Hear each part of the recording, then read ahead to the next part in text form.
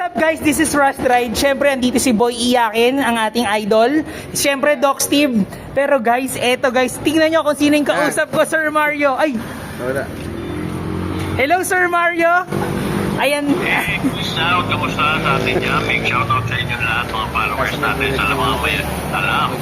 Kinikilabutan ako, nag-goosebumps ako. Ayan guys, kausap ko si Sir Mario Montalban.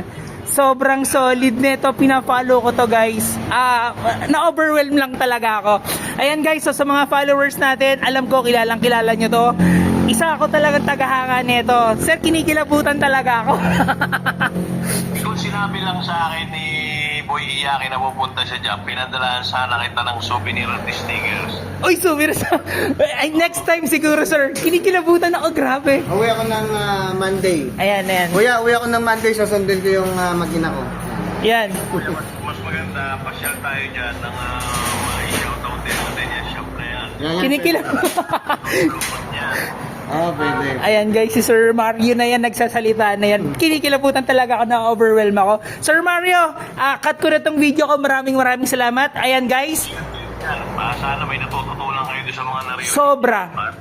May actually, Para mabawasan ang kamote.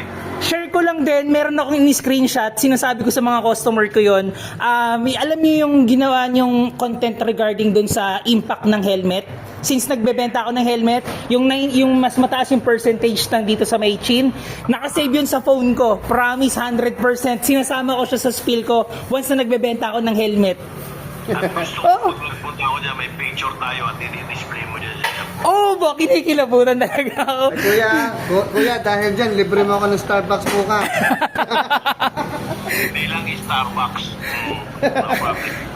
Sir Mario, maraming salamat. Papaalam lang ako sa vlog ko. Ayan guys, sobrang solid. Talagang, napapaano ako. Iba yung feeling ko talaga.